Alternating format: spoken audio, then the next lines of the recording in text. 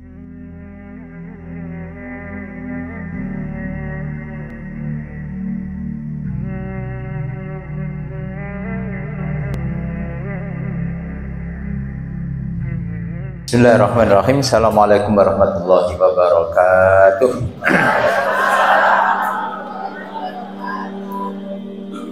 Alhamdulillahilladzi allafa baina qulubina fa aslahna bi ni'mati ikhwana. Alladzi anzala as-sakinata fi qulubil mu'minina liyazdadu imanan ma'a imanihim. Asyhadu an la ilaha illallah wahdahu la syarika lah wa asyhadu anna Muhammadan abduhu wa rasuluhu la nabiyya ba'da. Allahumma 'allimna ma yanfa'una wa yanfa'na ma 'allamtana wa zidna 'ilman nafi'an wa 'amalan mutaqabbalan wa rizqan halalan thayyiban wasi'an innaka 'ala kulli syai'in qadir. Allahumma la sahla illa ma ja'altahu sahla wa anta taj'alul hazna idza syi'ta sahla. Yang sama-sama kita hormati, kita muliakan Bapak Ketua DPC Kabupaten Purwakarta atau Kecamatan Purwakarta, Bapak Agus Riyadi. Ini sudah periode yang keberapa ini? Kedua, ketiga. Kemudian yang kita hormati bidang kaderisasi Ustadz Rahmat dan juga para pengurus DPC, DPRA, bapak-bapak, ibu-ibu yang hadir pada kesempatan pagi ini. Mudah-mudahan kita semua dalam keadaan sehat walafiat. Amin ya rabbal alamin. Bersyukur kita dipilih oleh Allah Subhanahu wa taala sejak lahir sudah beragama Islam sebagai muslim. Ada yang pindahan agama sebelumnya, pernah menjadi mu'alaf? Gak ada ya kan? Berarti kita sejak lahir oleh orang tua kita biasanya telinga kanan diadani, kiri qoma. Itu sebagai pernyataan bahwa kita sebenarnya sejak lahir sudah menjadi seorang muslim. Nah, kita sebagai muslim ini harus merasa bersyukur karena nikmat yang terbesar yang diberikan kepada kita umat manusia. Di situ ada nikmat iman, ya, nikmat hidayah, nikmat Islam, nikmat ihsan, dan juga nikmat-nikmat yang lain, termasuk nikmat rezeki-rezeki yang bersifat materi maupun non materi. Nah, tentu kenikmatan-kenikmatan ini harus kita syukuri bersama. Semakin seorang hamba itu bersyukur kepada Allah Subhanahu wa taala, maka nikmat itu akan semakin ditambah. Nah, salah satu bentuk syukur kita itu adalah ketaatan kita kepada Allah Subhanahu wa taala semakin hari semakin bertambah. Maka Rasulullah SAW mengajarkan doa kepada kita. Dan mudah-mudahan kita, bapak-bapak, ibu-ibu, sudah biasa mengamalkan doa ini, yaitu memohon kepada Allah Subhanahu wa taala supaya ditolong. Allahumma a'inni ala dzikrika wa syukrika wa husni ibadatika. Alhamdulillah. Ini bapak-bapak dikasih door prize saja nggak angkat tangan, apalagi pas baca doa pasti yang semangat yang ibu-ibu. Apalagi nggak ada door prize-nya, ada door prize saja nggak ngangkat tangan. Jadi Allahumma inni ala dzikrika itu memohon, minta pertolongan kepada Allah supaya selalu ingat kepada Allah. Kalau sudah ingat kepada Allah, ternyata nikmat dari Allah yang kita rasakan ini banyak sekali, sehingga kita juga supaya dari nikmat-nikmat itu kita menjadi orang yang bersyukur. Inni ala dzikrika wa syukri wa husni ibadati. Jadi setelah mensyukuri itu kita berharap supaya amal ibadah kita ini semakin baik. Bapak Ibu sekalian, saya beberapa waktu lalu diberi amanah untuk menyampaikan kajian tematik yang berjudul Syumuliyatul Islam, yaitu kesempurnaan ajaran Islam. Jadi ajaran Islam itu ajaran yang paripurna, yang sempurna. Maka tadi oleh Qori sebenarnya cuplikan yang ada hubungannya ajaran Islam itu tadi dibaca al-yauma akmaltu lakum dinakum wa atmamtu alaikum ni'mati wa raditu lakumul Islam Madinah. Ayat ini yang terakhir, detik-detik Rasulullah SAW sudah dekat ajalnya, baru dinyatakan bahwa ajaran Islam ini sudah sempurna. Nah, saya ingin mengawali pembahasan Syumuliyatul Islam ini dengan sebuah cerita. Nggak tahu ini cerita fiktif atau cerita betulan, ini cerita turun-temurun untuk mengungkapkan begitulah gambaran tentang Islam. Nanti yang pernah duduk di bangku kuliah itu ada buku standar, cerita itu selalu ada ketika membahas tentang Islam. Jadi ceritanya ada 4 orang buta dikumpulkan. Kemudian 4 orang buta ini dites satu-satu. Di depannya disediakanlah gajah. Nah, orang pertama disuruh pegang gajah. Nah, kebetulan yang kepegang itu telinganya. Dan dikatakan ini adalah makhluk yang bernama gajah. Sudah begitu ditanya orang buta yang pegang telinganya tadi, gimana pendapatmu, bentuk gajah itu kayak apa? Maka kira-kira jawabannya, ternyata gajah itu lebar seperti kipas. Begitu. Lalu buta yang kedua ditanya, ini gajah, disuruh pegang. Nah, yang dipegang itu kebetulan ekornya. Maka ditanya, gimana bentuk gajah? Oh, ternyata gajah itu panjang seperti pecut. Karena yang dipegang adalah ekor. Buta yang ketiga dipegang. Kebetulan yang dipegang itu perutnya besar.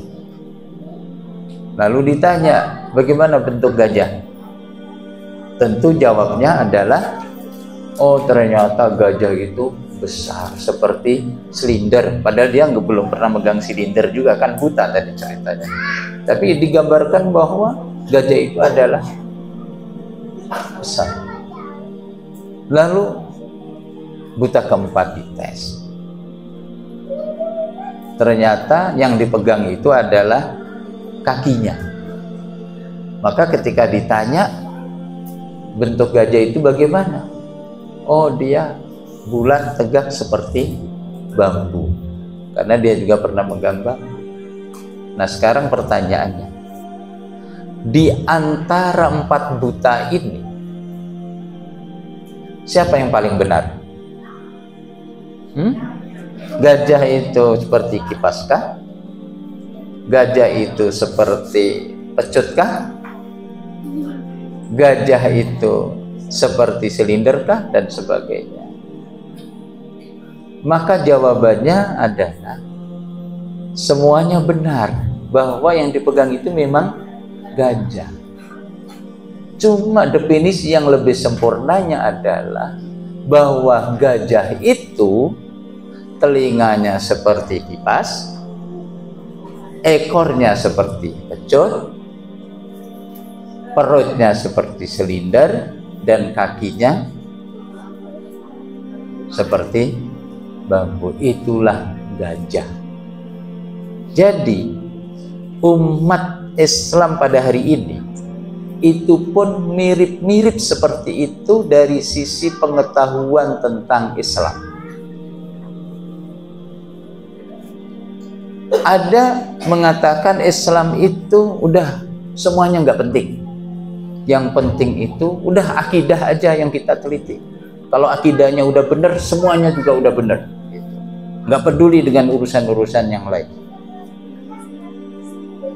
Kata yang lain, akidah benar juga kalau amal ibadahnya nggak benar, fikihnya nggak paham, dia juga nanti sholatnya nggak diterima. Syarat, rukun, sah dan tidak itu adanya di fikih. Maka yang paling penting belajar aja fikih, nggak penting yang lain itu. Saat yang sama juga menggunakan dalil-dalil juga. Nanti di hari akhirat yang dihisab itu yang pertama adalah sholatnya. Kalau sholatnya udah beres, baru yang lain. Kalau sholatnya nggak beres, maka yang penting sholatnya aja diberesin. Sholat aja yang diurusin. Yang lain nggak penting, nggak peduli dengan urusan-urusan ekonomi, urusan kesibukan. Nah, begitu banyak pemahaman-pemahaman tentang Islam. Kalau ditanya apakah mereka salah, jawabnya adalah benar. Memang Islam itu juga berbicara tentang akidah. Islam itu juga berbicara tentang fikih, tentang masalah-masalah yang lain. Nah, inilah yang dimaksudkan kajian materi Syumuliyatul Islam. Nah, kita akan awali dari pengertian Islam itu sendiri. Jadi ini mungkin waktu yang sangat singkat, jadi saya mungkin menyampaikan yang ada yang dilewat-lewat, ya, tidak semuanya dibahas secara mendetail, hanya sekedar pengetahuan kita supaya kita sebagai muslim semakin yakin bahwa Islam itu betul-betul ajaran yang diridhoi Allah Subhanahu wa taala yang selamat. Pengertian Islam. Nah, diawali dengan firman Allah Subhanahu wa taala, a'udzubillahi minasyaitonirrajim, afa ghaira dinillahi yabghuna wa lahu aslama man fis samawati wal ardi wa karahu wa ilaihi yurja'un. Maka apakah mereka mencari agama yang lain dari agama Allah, padahal kepadanya lah tunduk atau menyerahkan diri segala apa yang di langit dan di bumi, gitu. Nah, kemudian di situ ada beberapa pengertian tentang Islam dari sisi bahasa. Ini nanti Bapak Ibu kalau ingin memperdalam lagi, ada ayatnya satu persatu. Ini dari sisi bahasa. Pertama, Islam itu maknanya adalah menundukkan wajah. Nah, di situ namanya aslamul wajhi. Bisa dilihat surat 4 ayat 125, nanti dicari sendiri.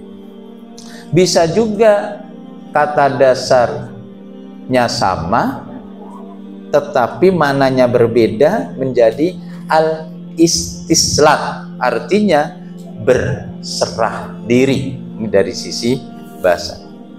Tetapi Islam juga bisa bermakna as-salim. As-salim itu artinya suci, bersih. Bisa juga maknanya seperti ungkapan kita assalamualaikum. Itu juga kata dasarnya juga sin lam mim. Ada aslama bisa menjadi assalam, artinya selamat dan sejahtera. Makanya suka ada ungkapan assalamualaikum, itu adalah ucapan keselamatan dan kesejahteraan, dan itu salam bagi orang muslim. Kemudian bisa juga assalam itu dari sisi bahasa as-silmu, artinya perdamaian. Bisa juga as-sulam, artinya bertahan. Itulah makna yang dasarnya sin, lam, mim yang bisa bermakna-mana, di mana ini saling melengkapi.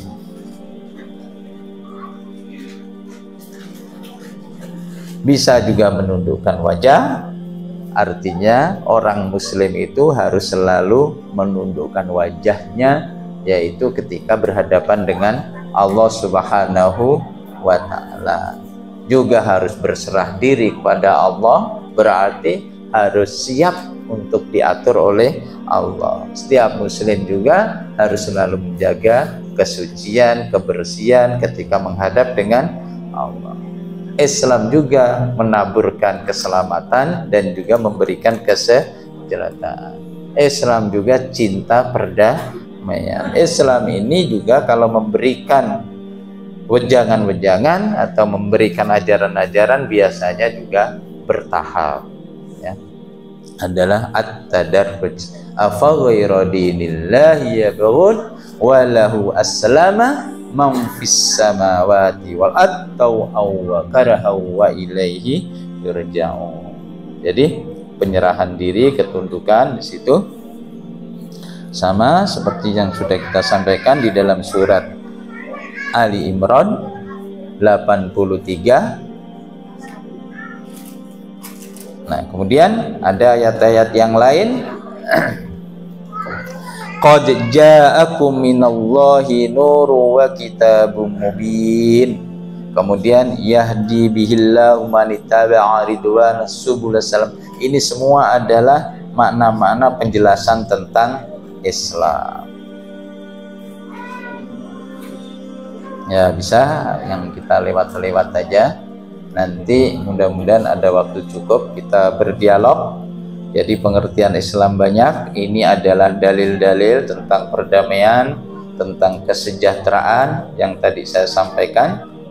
Nah, sekarang kita langsung Islam menurut istilah. Kalau tadi bahasa yang terdapat di dalam Al-Quran dengan berbagai makna tadi. Nah, sekarang Islam menurut istilah. Islam adalah ketundukan kepada wahyu ilahi atau tunduk kepada Allah yang diturunkan kepada nabi dan rasul, khususnya Muhammad sallallahu alaihi wasallam sebagai hukum Allah yang membimbing umat manusia ke jalan yang lurus menuju kebahagiaan dunia akhirat. Nah, ini referensinya, ayat-ayatnya banyak Bapak Ibu sekalian. Kalau mau meriksa di Al-Quran, ingin mengadakan penelitian bisa dicek. Dan materi ini bagi yang nggak menulis juga nanti bisa dikirim juga. Ini bukan sesuatu yang tabu. Bahkan harapan saya ibu-ibu bisa mengkaji ayatnya, bisa mengkaji hadisnya, kemudian ilmu ini semakin berkembang, dan ibu nanti yang menyampaikan materi-materi ini kepada masyarakat, kepada yang lain. Mungkin juga gantian, ibu yang di sini, saya yang di sana, di sini berarti bapak-bapaknya. Jadi gantian itu udah biasa, ya. Banyak sekali penjelasan-penjelasannya. Maka di situ adalah khususnya yang diberikan kepada Nabi Muhammad SAW. Ini. Nah, sekarang karakteristik Islam ini penting. Kalau tadi kan penjelasan tentang Islam, baik menurut bahasa maupun menurut istilah. Kenapa karakteristik ini menjadi penting kita bahas? Nah, ini supaya kita itu semakin yakin dan kita semakin tenang ketika mengetahui bagaimana karakteristik Islam itu sendiri. Kayak mirip-mirip begini. Pendaki gunung itu dia akan enjoy kalau dia memang menjadi hobi, udah senang. Padahal orang yang nggak paham itu kan orang berpikir, ngapain capek-capek, mending tidur di rumah. Padahal udah tahu gunung itu nanjak, kemudian tempatnya berliku, di situ juga banyak pohon-pohon, banyak hutan dan sebagainya.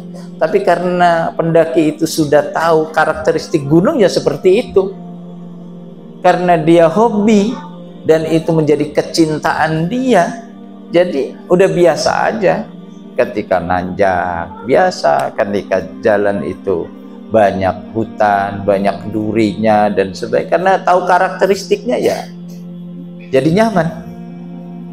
Maka kita juga harus mengetahui bagaimana karakteristik Islam itu sendiri, sehingga kita meyakini betul firman-firman Allah Subhanahu wa taala, misalnya innad dina indallahil Islam, sesungguhnya din yang diridhoi Allah Subhanahu wa taala itu hanyalah Islam. Dan ini harus kita jadikan akidah kita, sebagai keyakinan kita bahwa Islam aja yang diridhoi Allah Subhanahu wa taala. Jadi bagi kita yang hidup di Indonesia, khususnya bagi muslim, tidak lagi mengatakan ya sudah, mau agama aja apapun sama. Gak bisa begitu. Seorang muslim harus memiliki keyakinan atau doktrin agama, inna dina indallahil, apalagi dengan ayat-ayat yang lain, wa may yabtaghi ghairal islami dina fala yuqbalu min. Barang siapa yang mencari selain agama Islam, maka amal-amalnya tidak diterima oleh Allah Subhanahu wa taala. Jadi tetap harus kembali kepada Islam, karena itu sebagai tiket kita untuk masuk surga Allah Subhanahu wa taala. Jadi nggak bisa yang penting beragama, nggak bisa. Nah di sini ada yang belum dapat jodoh. Nah ini berhati-hati ini. Ya, kalau di Indonesia itu kan ada peraturan perundang-undangan kan, beda agama itu boleh. Kalau di negeri kita ini mohon maaf ada ini ya, orang tua murid ya itu non muslim, suami dengan istrinya ini beda agama, tapi sekolahnya di tempat Islam karena dia punya diskusi ya urusan anak terserahlah gimana aja. Nah ini juga labil kalau keluarga urusan agama dianggap sesuatu yang tidak penting, maka itu dianggap urusan dunia saja. Bahkan urusan agama itu sebenarnya tidak hanya sekedar urusan dunia, tetapi juga harus memikirkan akhirat. Begitu. Karakteristik ini harus kita ketahui. Nah, pertama, karakteristik Islam pertama adalah Rabbaniyah. Rabbaniyah. Yang dimaksud Rabbaniyah ini sendiri adalah semua orientasi aktivitas kita, amal-amal kita ini hanya berharap kepada Allah Subhanahu wa taala. Ini ada doktrin, keyakinan, akidah kita. Ya, jadi jangan dikira orang itu ngomong sembarangan. Misalnya ditanya di telepon, gimana Pak, sedang apa? Ya saya sih kesibukannya tinggal satu aja katanya. Memang apa? Ya persiapan akhirat. Dikira orang mau persiapan akhirat itu dikira menunggu kematian begitu. Memang sekarang sedang ngapain? Saya sedang olahraga. Katanya persiapan akhirat. Iya, saya ingin olahraga juga persiapan akhirat. Setelah olahraga saya sehat, saya bisa ibadah lebih baik. Dan Islam sendiri juga menyuruh olahraga. Dan itu semua karena ibadah mengharap ridho Allah Subhanahu wa taala. Jadi olahraga juga persiapan akhirat juga. Nah, Bapak Ibu sekalian, saya mau nanya, kita duduk di sini, taklim dan sebagainya, ini persiapan akhirat nggak? Persiapan akhirat juga. Jadi jangan dihubungkan, oh kalau udah persiapan akhirat seharian sholat aja. Kenapa persiapan akhirat? Dikira mendidik anak bukan persiapan akhirat. Dikira ibu-ibu belanja bukan persiapan akhirat. Nah ini orang Rabbaniyah itu orientasinya adalah ridho Allah, nanti semua amal akan dipertanggungjawabkan. Maka yang benar itu adalah Rabbaniyah, yang salah adalah Rabbaniyat. Apa bedanya coba? Kalau Rabbaniyah itu orientasinya adalah kepada Allah Subhanahu wa ta'ala, itulah yang disebut ikhlas. Tapi kalau sudah robah niat, maka yang tadinya ikhlas berubahlah menjadi tidak ikhlas. Makanya robah niat yang nggak boleh. Yang diharuskan karakteristik Islam itu adalah robah niyah. Jadi orientasinya itu ya menghadap ridha Allah, menghadap rahmat Allah, mendapatkan pahala Allah, maghfirah Allah, semuanya orientasinya robah niyah. Nah, itu namanya muslim. Karakteristik yang pertama. Yang kedua adalah syumuliyah. Nah, syumuliyah itu dia Islam itu berbicara tentang individu, berbicara tentang keluarga, berbicara tentang masyarakat, bahkan berbicara tentang negara, berbicara tentang dunia. Jadi mencakup seluruh keseluruhan itu, itulah yang disebut syumuliyah. Maka di dalam ayat-ayat lain itu ada perintah, ya ayyuhalladzina amanu dakhulu fis-silmi kaffa wa la tattabi'u khutuwati syaitan innahu lakum aduwwun mubin. Jadi harus syumuliyah, harus secara paripurna, kafah. Jadi tidak boleh memilah, oh saya ngurusin keluarga aja lah, ngapain ngurusin orang lain. Para ulama ketika membahas tentang limadza ta'akhkharal muslimun, mengapa kaum muslimin ini dulu kan pernah maju, pernah berjaya berabad-abad, tapi kemudian mengalami kemunduran. Nah, salah satu penyebab itu adalah karena masyarakat muslim mungkin sebagiannya memiliki pemahaman terhadap Islam secara parsial atau al-juz'iyah, yaitu hanya sekedar, oh udah yang paling penting ngurusin fikih aja, nggak peduli dengan urusan ekonomi, nggak peduli dengan urusan politik, nggak peduli dengan urusan negara, nggak peduli, udah yang penting duduk belajar fikih. Tetapi ada satu lagi yang tadi saya ceritakan, yang penting melakukan sesuatu tanpa memikirkan yang lain. Sama seperti sekarang hari ini, mungkin masih banyak sebagian kalangan muslim nggak penting kita mikirin Palestina, nggak penting ngurusin Gaza, jangankan ngurus luar negeri, jangankan ngurus negara-negara lain, ngurus sendiri saja, bahkan ngurus keluarga saja nggak bisa begitu. Padahal kita ini sebagai sesama muslim ada disebut malam yahtam bi amril muslimin falaisa, barang siapa yang tidak pernah peduli dengan urusan kaum muslimin, maka dia bukan golongan Nabi Muhammad SAW. Jadi ini adalah bagian ibadah, dan kita harus memahami bahwa Islam itu syumuliyah. Ini karakter Islam itu sendiri. Jadi bukan juz'iyah. Nah, kemudian karakter berikutnya adalah Islam itu insaniyah, sesuai dengan hajat kebutuhan orang banyak. Tidak ada orang yang melaksanakan Islam dengan baik kemudian tidak sesuai dengan karakteristik manusia itu sendiri. Gak bisa. Setiap apa saja yang diperintahkan oleh Allah Subhanahu wa Ta'ala, pasti di situ hadir kemanfaatan, kemaslahatan, keberkahan. Setiap apa yang diperintah, pasti di situ ada nilai-nilai kebaikan. Dan setiap yang dilarang, pasti di situ ada nilai-nilai kemadharatan yang merusak. Maka ada buku khusus hukum Islam yang begitu banyak. Itu kan banyak perintah, banyak larangan. Di dalam Al-Quran pun begitu. Nah, maka diberi judul Maqasidus Syariah. Jadi syarat Islam yang ditujukan kepada umat manusia untuk dilakukan, baik itu perintah untuk dilakukan, larangan-larangan untuk ditinggalkan, itu ada maksudnya.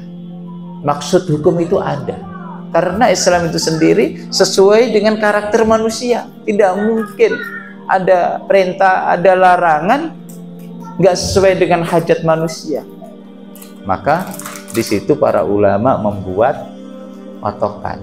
Maqasidus syariah itu ada 5. Jadi seluruh ajaran dalam Islam itu maksudnya adalah disuruh menjaga 5 hal.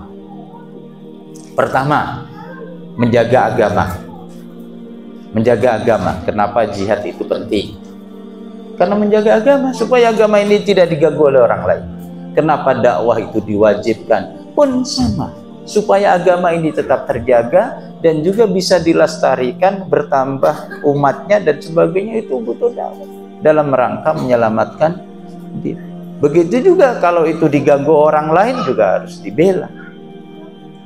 Perintah-perintah tentang menegakkan agama ini sangat penting. Yang kedua, karakteristik manusia itu sendiri, ya, adalah menjaga jiwa. Menjaga jiwa. Jadi jiwa harus diselamatkan. Makanya di dalam Al-Quran itu tidak boleh membunuh orang lain. Nggak boleh membunuh. Kenapa?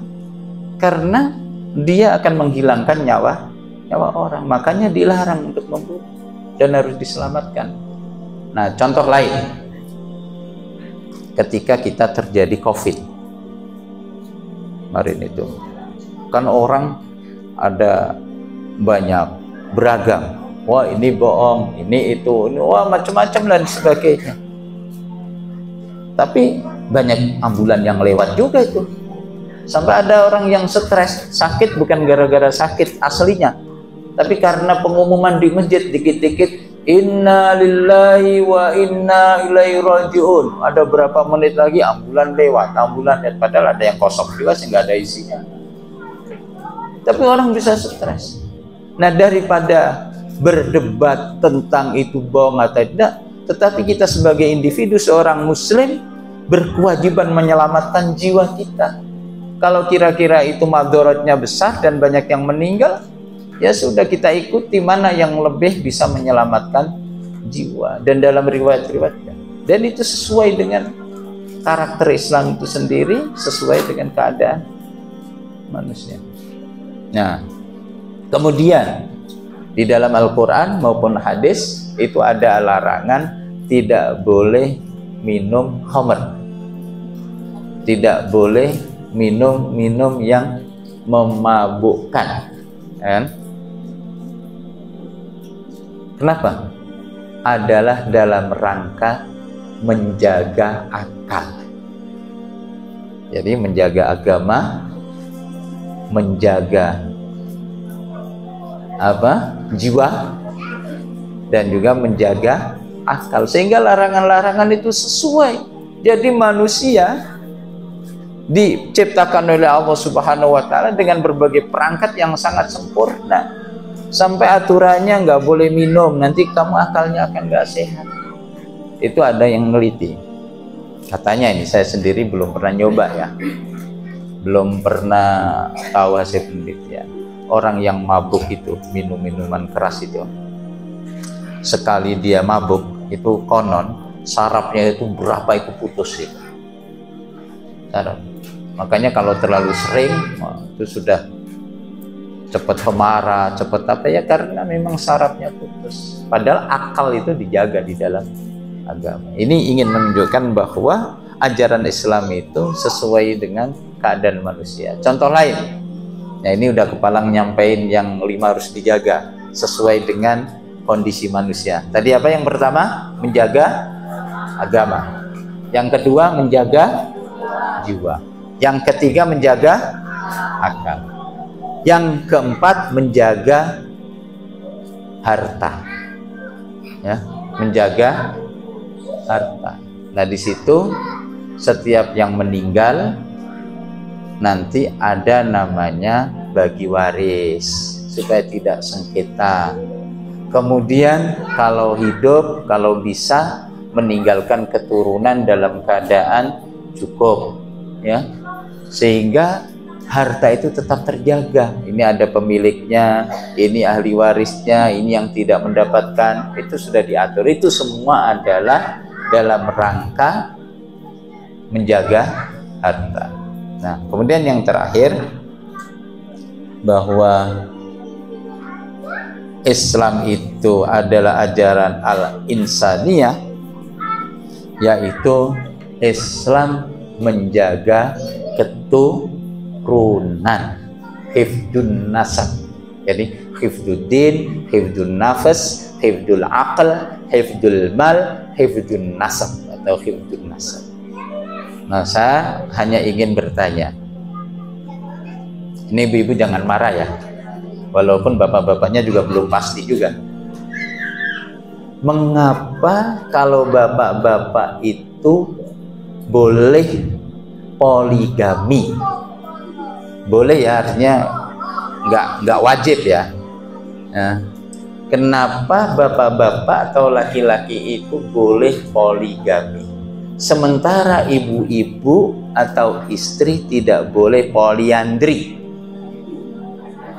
Sebab apa? Ada door prize-nya nggak? Nggak ada kan ini? Oh ada ya. Coba ada yang bisa jawab nggak? Kenapa kalau bapak-bapak boleh istri lebih dari satu, sementara Sebab kalau bapak itu yang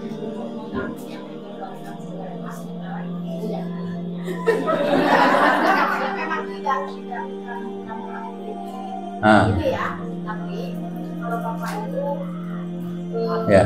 apa namanya itu tuh punya satu rahim itu, jadi kalau di dua suami itu nanti akan bercampur gitu. Oh ya, ya udah bisa nangkap. Kalau saya tangkapannya udah bener, itu bener. Maksudnya cuma bahasanya memang ilmiah. Jadi saking ilmiahnya saya kurang paham juga itu. Apa?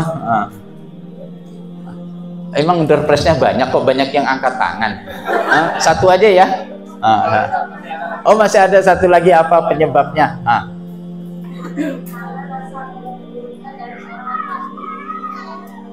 Ya. Ya benar, dua-duanya benar, udah benar. Kalau tadi itu teori kehamilan secara proses ilmiah, nah ini jawabnya singkat, begini.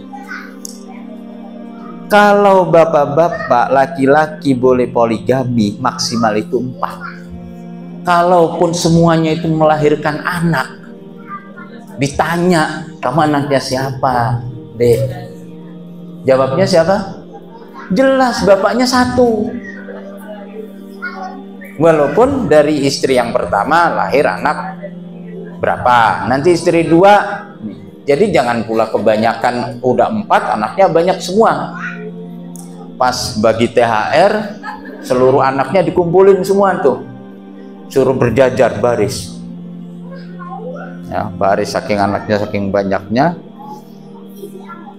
Terus dia juga pernah nikah, cerai, udah punya anak, nikah, cerai, yang dipertahankan cuma 4 aja. Tapi dia anaknya jadi banyak. Pas ngantri nerima amplop, ditanya, kamu ini dari ibu yang mana ya?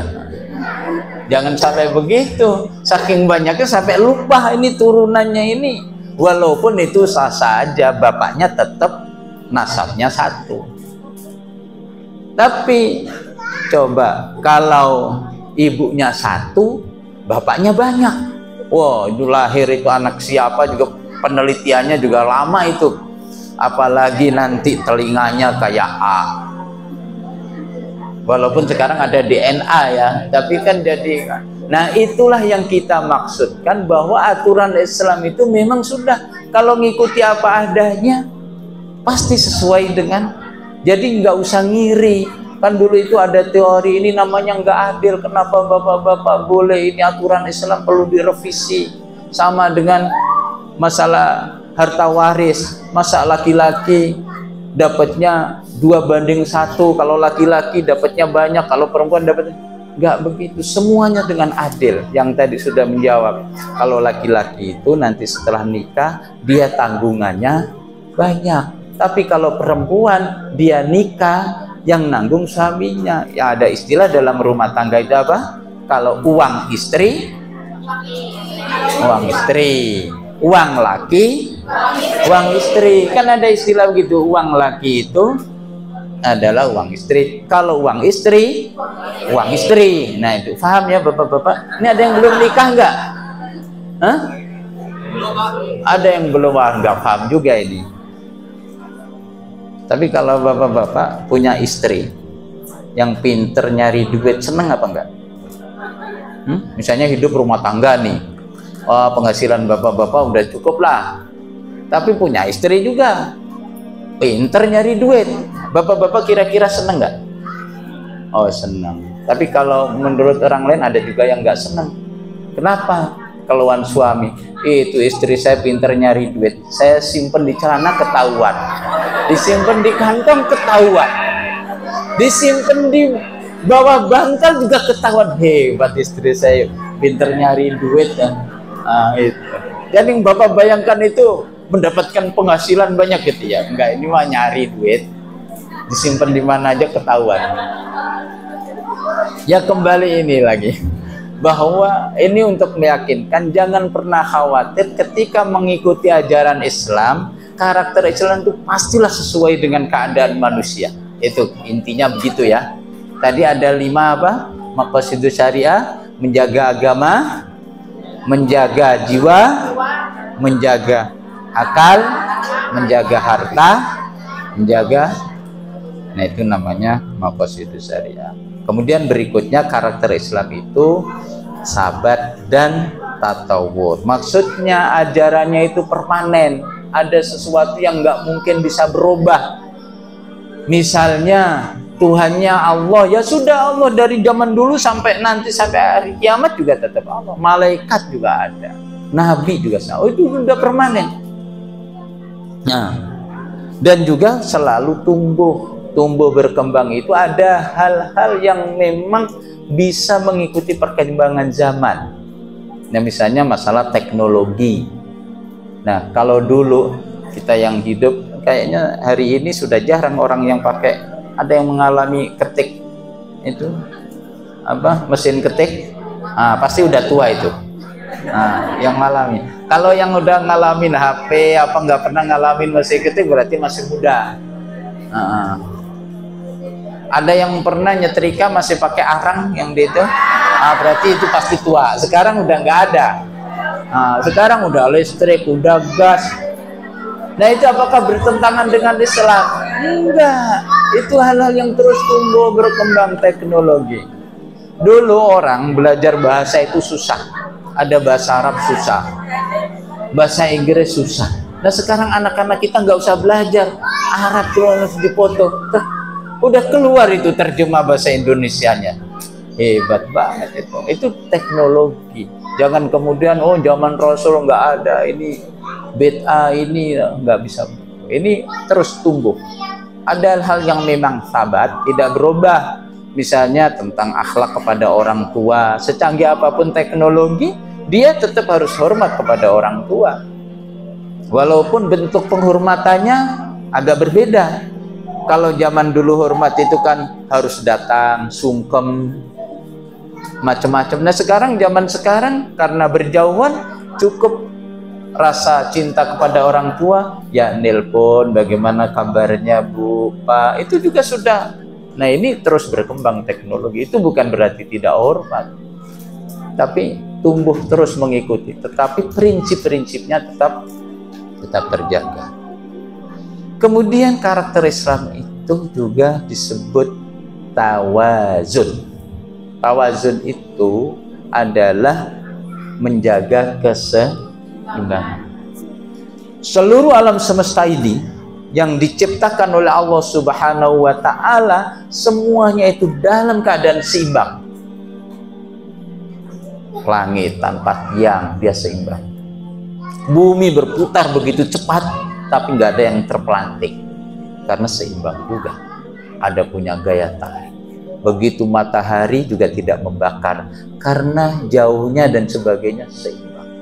Maka di dalam surat Ar-Rahman itu Allah menciptakan alam semesta itu penuh dengan keseimbangan. Janganlah kurangi takaran-takaran itu. Begitu juga apalagi kita sebagai makhluk yang bernama manusia juga pastilah diciptakan oleh Allah Subhanahu wa Ta'ala semuanya dalam keadaan seimbang. Nah, apa yang harus kita seimbangkan? Itu ada yang meneliti begini. manusia dalam diri kita ini, Bapak Ibu sekalian, kita semua itu ada yang membagi 2 unsur, ada yang membagi 3 unsur. Tapi untuk lebih mudahnya saya ingin menyampaikan yang 3 unsur. Jadi manusia kita ini, dalam diri kita ini ada 3 unsur. Unsur pertama adalah unsur jasad. Ada badan, semua kelihatan semuanya, unsur jasad. Nah, unsur jasad ini perlu diseimbangkan supaya tetap sehat, harus ada diberikan asupan-asupan sesuai dengan kebutuhannya. Maka di situ ada disebut al-ghadaul jasadi. Diberi bekal-bekal yang ada hubungannya dengan keadaan badan kita. Kalau tidak, maka dia akan sakit. Contoh, kebutuhan jasad itu adalah apa? Makan. Ada snacknya nggak? Ada. Saya bersyukur juga nggak ada snack. Ada juga kapan makannya, nggak tahu juga. Makan, minum, olahraga, tidur, itu juga semua kebutuhan jasad supaya sehat. Makanya teori kesehatan itu jaga makan, jangan pola hidup. Pola hidup itu termasuk waktunya tidur, jangan malah begadang. Waktunya begadang ada memang. Nah, ya pakai begadang nggak apa-apa, kan boleh kan begadang yang bermanfaat sambil wiridan, sambil baca Quran sampai begadang-begadang. Masa nonton bola aja minum kopi supaya nggak tidur? Tapi pernah nggak bapak-bapak khusus mau baca Quran minum kopi dulu gitu? Hah? Ibu-ibu ya, yang apa mau seneng apa gitu biar nggak ngantuk minum kopi itu. Main bola kan gitu persiapannya. Tapi saya belum pernah lihat, wah pada rame-rame minum kopi ini. Mau kemana? Mau tilawah Pak biar nggak ngantuk. Jadi memang jasad termasuk olahraga. Itulah yang saya sampaikan ketika Bapak Ibu sekalian sedang olahraga. Itu niatkan itu adalah bagian daripada ibadah kita.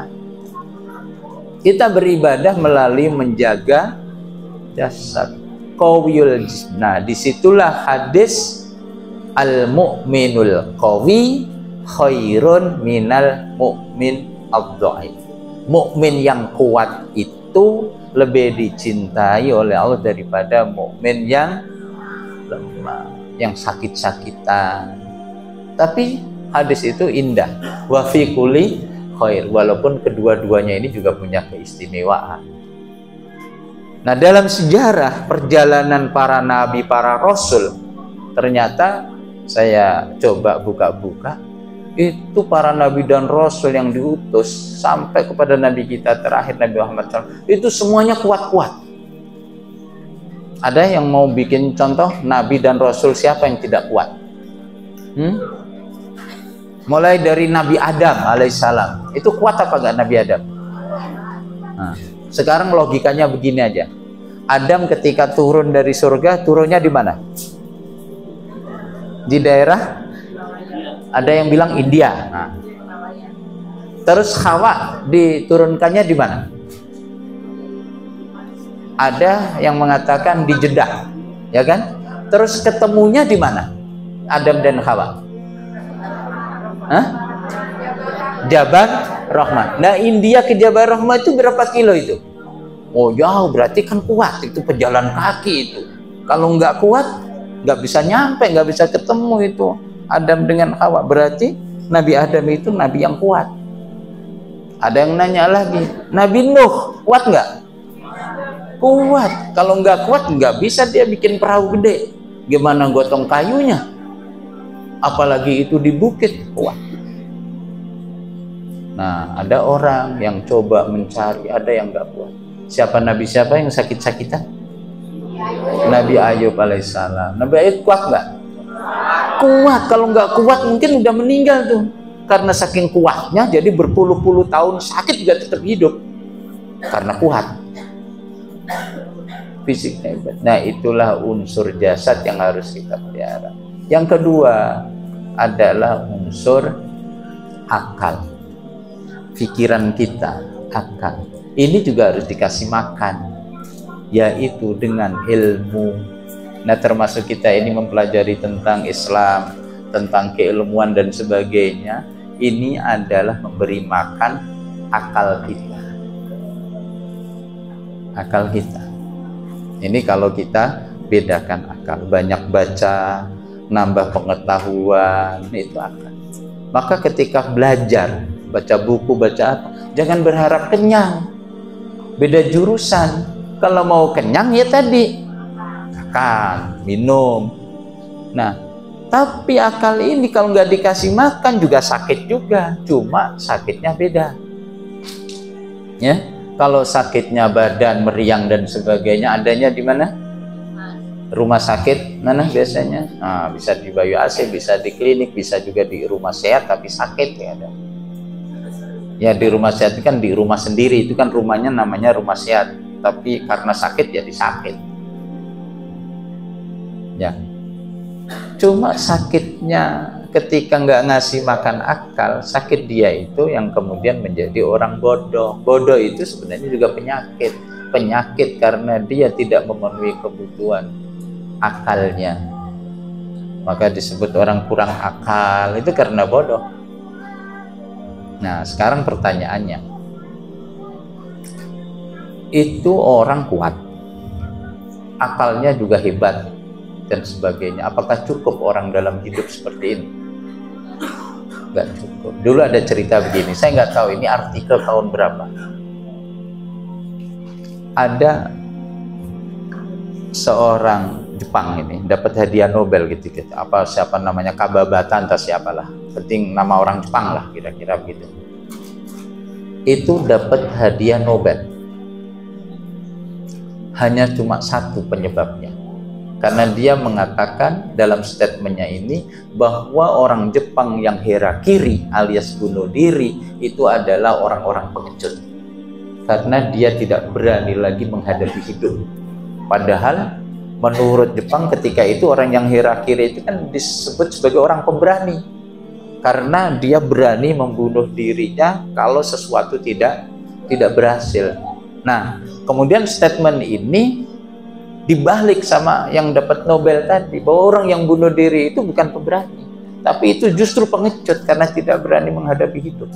Akhirnya gara-gara itu dia dapat hadiah, karena harakiri berkurang. Malamnya menerima hadiah, besok paginya yang dapat hadiah itu harakiri juga. Ini masuk artikel ya gara-garanya begitu. Nah, timbul pertanyaan, kenapa seperti itu? Kalau ditelisik, Jepang itu dari sisi teknologi hebat, orangnya juga kuat-kuat dan sebagainya, tetapi ada sesuatu yang hilang, yang tidak terpenuhi. Maka kata mahasiswa yang pernah kuliah di Jepang, ada nggak yang pernah kuliah di Jepang? Saya khawatir salah cerita ini. Nggak ada kan? Oh, kalau nggak ada, salah juga, nggak tahu juga. Nah, ya kira-kira begini, percayalah cerita. Saya kalau di Jepang disuruh neliti, kata mahasiswa, berapa penghasilan ekonomi mereka, jumlahnya berapa, per bulannya berapa, itu bisa. Tapi saya kalau disuruh neliti masyarakat Jepang, yang Muslim berapa, yang Kristen berapa, yang Konghucu berapa, saya nggak sanggup. Kenapa? Rupanya di sana itu ada kebebasan, nggak seperti kita, satu orang, satu agama. Di sana itu udah biasa kalau pagi ngikutin ajaran Jepang. Nanti misalnya hari Minggu datang juga ke gereja. Nanti agama apa lagi begitu, satu orang boleh. Kenapa? Karena mereka gelisah, belum mendapatkan mana ini yang paling cocok untuk kehidupan mereka, mencari kebenaran. Dan itu adalah adanya di hati. Maka disebut manusia itu ada tiga unsur itu, ada unsur jasad, unsur akal, unsur hati, qalb. Dan untuk menenangkan kolbin itu adalah harus banyak mengingat Allah Subhanahu wa ta'ala. Ada ala bidzikrillah tatmainnul qulub. Jadi 3 komponen itu harus dipenuhi dan itu adalah karakter Islam. Kalau itu ada yang kurang, tinggal melihat. Kalau tiba-tiba demam atau meriang dan sebagainya, jelas pendeteksinya. Berarti sakit apa? Sakit badan. Kan udah jelas. Badan ini sehat. Terus dari informasi-informasi kita update, gak ketinggalan. Tapi kenapa ini kok rasanya hidup ini kok gelisah, sedih, banyak kekhawatiran dan sebagainya. Ini berarti ada sesuatu yang kurang. Itu tinggal ditelisik, dievaluasi. Barangkali sholatnya banyak tertinggal. Barangkali kita sehari belum berzikir kepada Allah. Barangkali sehari belum buka-buka Al-Quran. Jadi tinggal deteksi aja. Kalau itu ada satu, maka nanti akan tidak seimbang. Terus ke masjid terus, zikir terus, tapi nggak pernah baca-baca, nggak pernah lihat perkembangan apa. Nah itu juga, nanti disebut anak-anak apa? Kuper. Apa? Sebutan lain selain kuper apa tuh? Kudet. Nah, macam-macam. Jadi memang harus seimbang. Dan ibu, bapak, cara mendeteksi itu begitu aja, 3 unsur. Makanya kita ingin badan ini sehat, pinter, juga tetap dekat dengan Allah Subhanahu wa Ta'ala. Kemudian karakteristik berikutnya adalah waqi'iyah, sesuai dengan realitas kehidupan. Jadi nggak ada istilah Islam itu kalau diterapkan itu nggak cocok. Itu nggak ada. Dimanapun Islam kalau dilaksanakan bisa di mana-mana. Ya karena orang yang mengamalkan itu adalah orang-orang yang bertakwa. Nah, nasihat Rasulullah kepada seorang sahabat Mu'adz bin Jabal, dia mengatakan, ittaqillaha haitsuma kunta, bertakwalah kamu di mana saja berada. Jadi orang mengamalkan Islam di mana saja itu bisa. Alam diciptakan oleh Allah, agama juga dari Allah, kita juga semuanya dari Allah, semua dari produk yang sama, dan pastilah semuanya itu akan sesuai. Mohon maaf panitia, saya sampai jam berapa ini, khawatir kelamaan. Oh ya, 10 menit. Dan yang terakhir dari sisi karakteristik ini adalah ijabiyah. Ijabiyah itu maksudnya adalah sikap positif dalam menjalankan Islam. Nah ini harus memiliki sikap itu. Ini dulu ada pernah cerita begini di kampung ya, tapi saya nggak cerita ini di Purwakarta. Saya cerita yang nggak ada di Purwakarta aja. Jadi ada orang nelayan. Setiap nggak Jumatan itu dia melaut. Itu selalu dapat ikan. Nggak ikut Jumatan. Nah akhirnya sama kiainya, kamu harus ikut Jumatan, jangan melaut ya. Akhirnya dia ke Jumatan. Nah ini kebalik. Pas nggak Jumatan, nggak sholat, orang lain kan pada sholat nih, dia nggak sholat, itu melaut, itu dapat ikan. Tapi kalau Jumatan dulu melaut, nggak dapat ikan dia. Akhirnya ambil kesimpulan, oh ternyata yang bagus itu nggak Jumatan. Karena buktinya apa? Kalau nggak Jumatan melaut dapat banyak, pas Jumatan nggak dapat. Oh berarti Islam ini nggak cocok. Buktinya tadi kalau nggak Jumatan dapat. Nah bukan begitu, nggak ada hubungannya. Ada yang kuliahan nggak nih? Ada orang nanya ke saya udah berdoa kepada Allah Subhanahu wa Ta'ala, udah berdoa apa ingin cepat lulus, tapi saya nggak lulus. Tapi itu ada orang yang jarang sholat, jarang ngaji, cepat lulusnya. Berarti saya selama ini ikut sholat nggak bener ini gitu. Karena buktinya saya nggak lulus.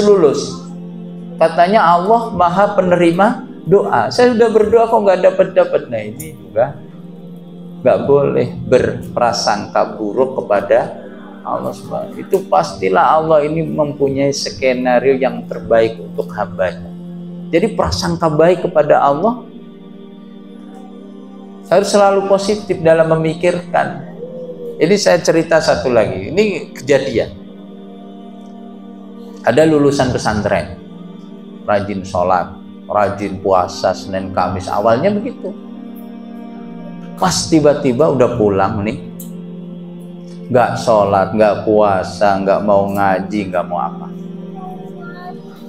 Pas ditanya sama orang tuanya, itu saya sampai diundang, disuruh ngisi pengajian. Ya susah juga orang dalam kondisi begitu, ya mestinya ya ngobrol. Alasannya sederhana, itu saya lihat berita, ternyata yang mati-mati muda itu banyak-banyak orang soleh katanya. Terus saya lihat orang-orang yang jarang sholat, jarang ini, yang durhaka itu mati agak tua-tua begitu, masih umur panjang lah. Nah, panjang umur. Nah, kesimpulannya saya ini ingin panjang umur, makanya nggak mau seperti orang soleh tadi. Akhirnya yang itu lulusan pesantren ini bukti banget. Ya karena itu tadi nggak punya prasangka baik bahwa ajaran Islam itu kalau diterapkan semuanya adalah baik. Ya 5 menit lagi kali ya. Ya, strategi bagaimana membangun nilai Islam ini mengambil hadis bunyal Islam ala khamsi, yaitu di situ ada mengisahkan Allah dengan syahadat itu. Kemudian yang kedua adalah mendirikan sholat, membayar zakat, puasa Ramadan, dan menunaikan haji, yaitu memahami dan melaksanakan rukun Islam. Ini nama. Nah, Islam sebagai minhajul hayat. Ini ada dalilnya. Nah, inilah yang kita maksudkan sumuliyatul Islam itu, bahwa Islam juga membahas tentang hal-hal yang berhubungan dengan al-i'tiqadi, yaitu tentang keyakinan, tentang keimanan. Ini merupakan pemahaman yang harus betul-betul kita miliki, yaitu yang kita kenal seperti rukun iman. Ketika malaikat Jibril mengajarkan agama kepada Nabi Muhammad SAW untuk para sahabat, itu kan bertanya tentang iman. Apa itu iman?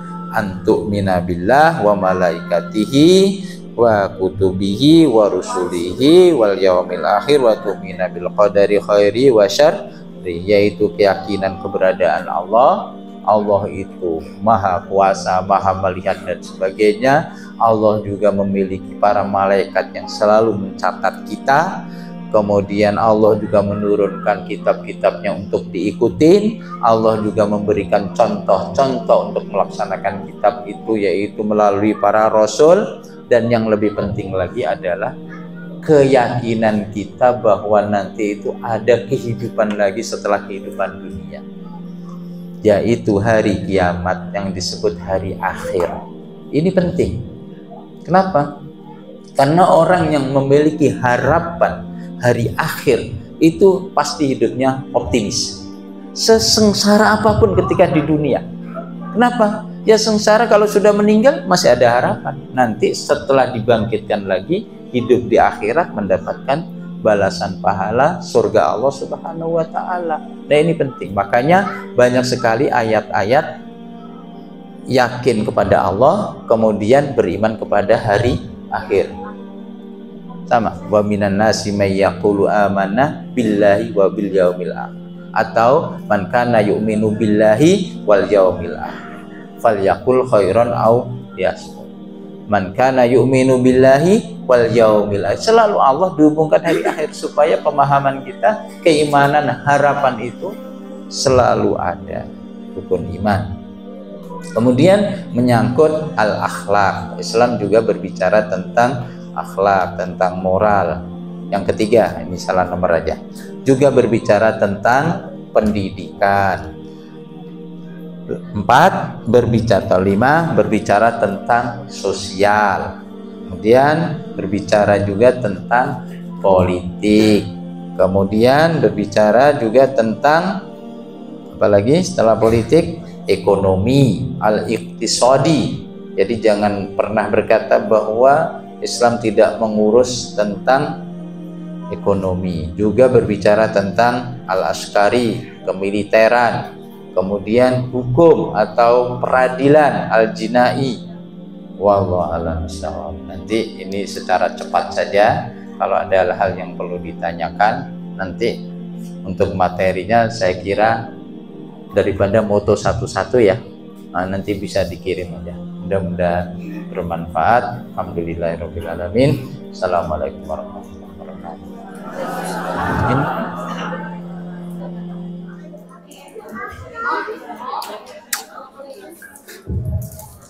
Bismillahirrahmanirrahim. Assalamualaikum warahmatullahi wabarakatuh.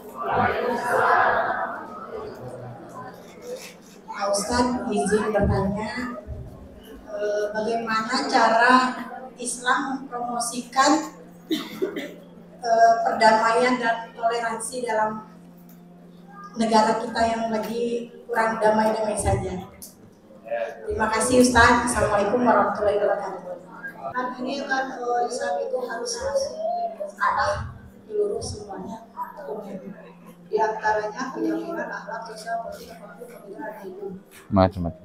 Kalau di Indonesia itu kan hukumnya masih. Ya. Bagaimana sikap kita sebagai orang Islam kalau mau masuk ke tanah itu, ada sikap kita. Assalamualaikum warahmatullahi wabarakatuh. Waalaikumsalam warahmatullahi wabarakatuh. Terima kasih kepada ibu-ibu yang sudah bertanya, kepada Bapak Ustadz. Ya, alhamdulillah, terima kasih. Ini pertanyaannya cuma 2, tapi dua-duanya berat, dua-duanya ini. Ya tinggal tergantung waktunya. Saya jawab sampai berapa? Saya bisa pendek, bisa panjang ini.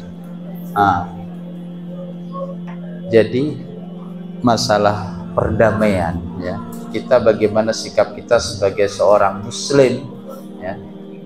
Pertama adalah ya, kita sebagai Muslim sendiri ini harus betul-betul ya berperilaku sebagaimana Muslim yang dikehendaki oleh Allah dan Rasulnya, yang memiliki akhlakul karimah, ketika berinteraksi dengan orang lain juga baik, ingin menunjukkan bahwa Islam itu betul-betul rahmatan lil alamin.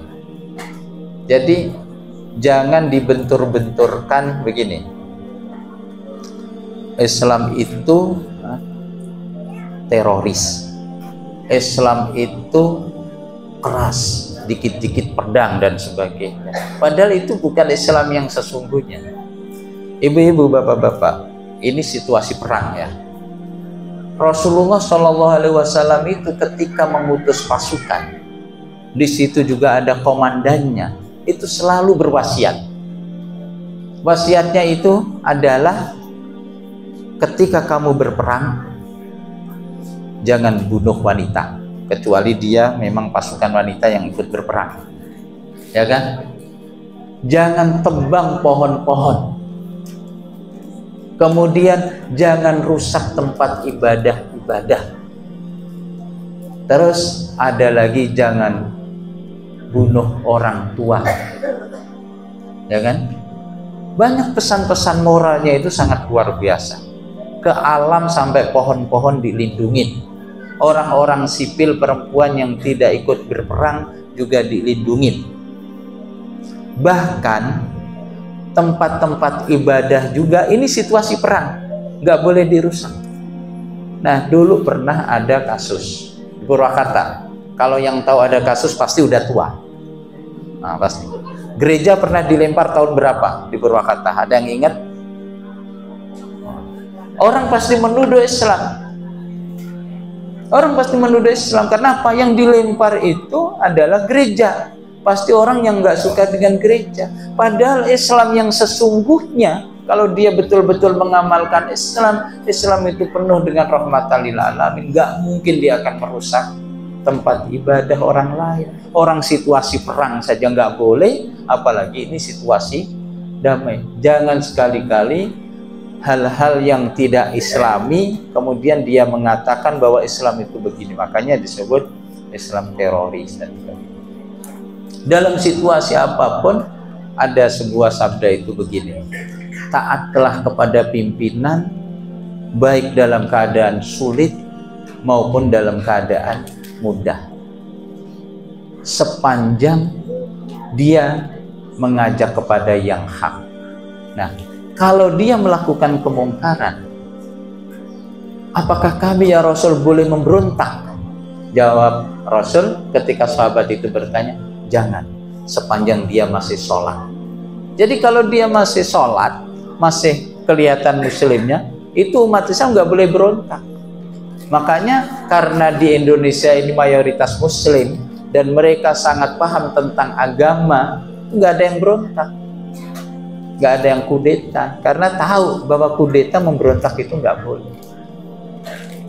Nah, jadi PR kita ini adalah marilah kita belajar tentang Islam ini betul-betul yang diperintahkan oleh Allah, oleh Rasul, kemudian kita ajak ud'u ila sabili rabbik bil hikmah wal mau'izatil hasanah wajadilhum billati hiya ahsan. Kita praktekkan dari diri kita, keluarga kita, bahwa Islam itu membawa perdamaian. Jangan sekali-kali membawa perpecahan atas nama Islam. Islam adalah agama yang damai tadi itu. Kalau sampai tidak damai, maka ada sesuatu yang salah. Dia memahami Islam secara parsial. Nah, ini bisa panjang. Jadi pemerintah juga ya harus mampu mempelopori. Kalau umat Islam mayoritas begini harus berani mengajak perdamaian. Dan alhamdulillah negara Indonesia ini termasuk yang memperjuangkan Palestina supaya tetap merdeka, kemudian berhenti peperangan. Ini adalah ciri-ciri Islam itu sendiri, perdamaian. Nah, kemudian ada hubungannya lagi, ini saya kira nggak terlalu panjang lebar, yang jawaban pertama karena tadi udah panjang ya. Nah, jawaban yang kedua, kita ini kan ingin mengamalkan Islam kafah, Bapak Ibu sekalian. Jadi kita ini sebagian muslim, sebagian besar. Tugas kita masing-masing ini dalam Islam itu ada yang memang kewajiban perorangan, ya, ada itu kewajiban kolektif, misalnya keluarga, ada juga kewajiban sosial yang nanti dibungkus itu adalah negara.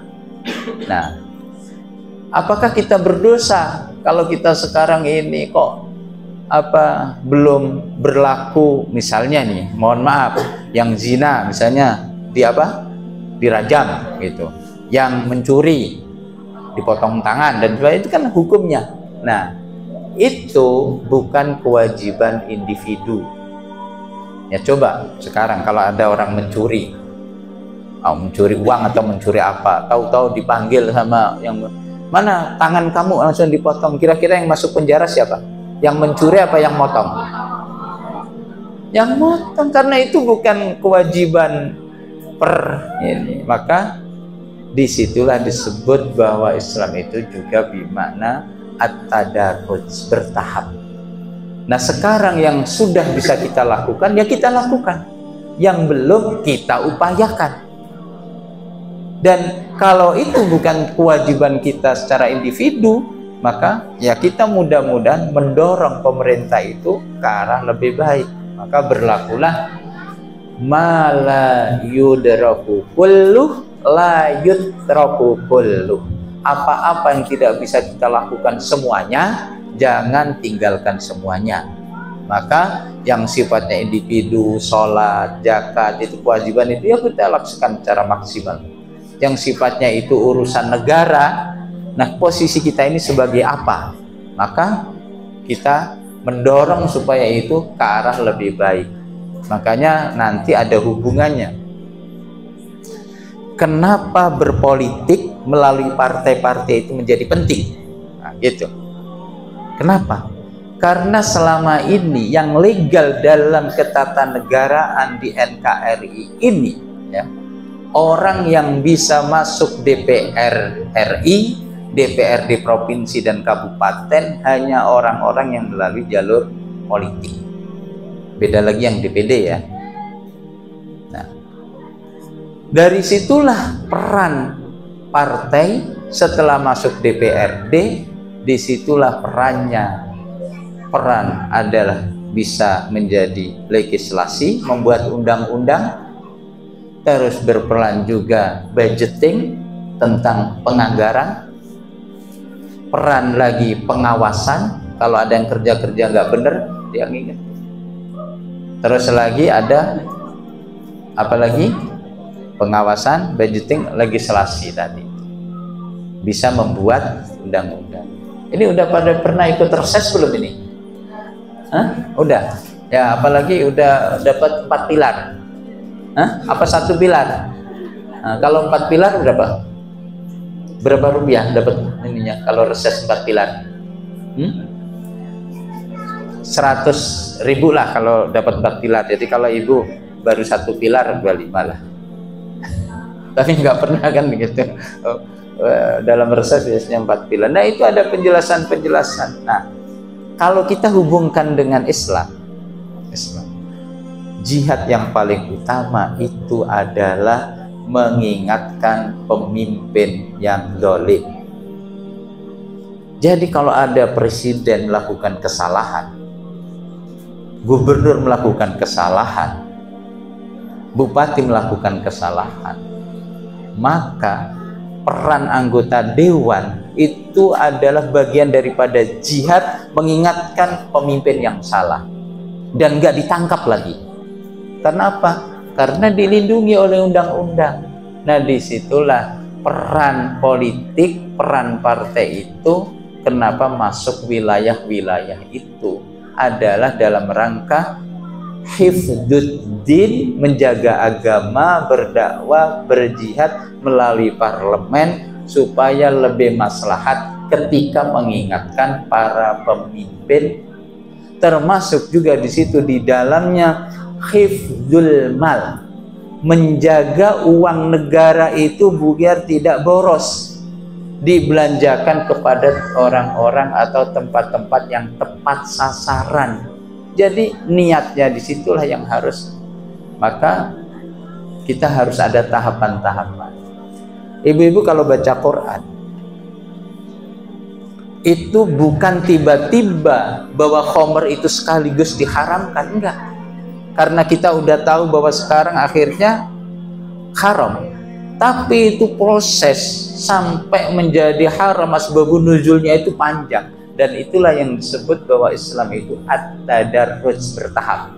Dan ini bisa kita lakukan oleh pemuda-pemuda kepada masyarakat dan sebagainya. Teori ini, teori tadarrujnya ini harus kita tiru. Jadi jangan tiba-tiba orang baru belajar Islam udah dikasih yang berat-berat gitu. Ini tadarruj. Pengharaman khamr itu situasi para sahabat ini kan biasa minum khamr tiap hari, itu sudah menjadi kebiasaan pada awalnya. Sampai dikisahkan rumah itu yang suka nonton film Cina, ada nggak yang jurus mabuk? Nah, itu kalau minum arak itu pakai apa? Pakai gentong kan, gede kan? Nah, itulah bayangannya kaum Arab ketika itu, setiap rumah itu punya gentong dan gentongnya itu isinya arak. Nah, akhirnya turun ayat yang pertama bahwa khamr itu ada manfaatnya, bukan supaya segar, supaya sehat dan sebagainya, tapi ada madorotnya juga, ada madorot karena mabuk, hilang akal, madorotnya. Terus dipertegas lagi, madorotnya lebih besar daripada manfaatnya. Orang udah mulai mikir tuh, para sahabat. Dibina oleh Rasul, terus Islam datang, turunlah di situ kewajiban sholat. Akhirnya muncul asbabun nuzul, wala taqrabus shalah wa antum sukara. Kamu jangan melaksanakan sholat dalam keadaan mabuk. Saya mau nanya bapak-bapak, walaupun nggak pengalaman juga ya, kira-kira minumnya itu jam berapa itu mabuknya? Kan kalau habis sholat maghrib mau mabuk, waduh sebentar lagi jamaah sama Rasul Isya, masa Isya mabuk? Ya berarti itu rata-rata pasti mabuknya habis isya, karena waktunya panjang sampai pagi. Nah itu dikurangin. Nah akhirnya setelah kuat keimanannya, barulah tahapan berikutnya innamal khamru wal maisir wal azlam rijsun min amali syaitan fajtanibu. Udah langsung haraman nggak boleh setelah kuat. Itu artinya tahapan-tahapan. Nah kita Islam kafah itu pun sama. Sekarang yang sudah bisa kita lakukan per individu, sholat, zakat selama ini, yang nanti ada hubungannya sama pemerintah, sama negara dan sebagainya, disitulah kita berjuang terus-menerus bagaimana supaya masyarakat itu bisa melaksanakan Islam secara kafah. Karena kita bernegara di NKRI ini, yang kita pahami ini masyarakatnya juga beragam, bukan umat muslim saja. Dan tidak semua umat muslim secara keseluruhan ingin diberlakukan hukum Islam. Enggak semua, jangan dikira setiap muslim pasti enggak, mesti juga. Nah ini juga harus kita jaga perdamaian, bahwa Islam itu rahmatan lil alamin. Wallahu a'lam bishawab. Pas jam 11, mohon maaf atas segala kekurangan dan terima kasih. Assalamualaikum warahmatullahi wabarakatuh.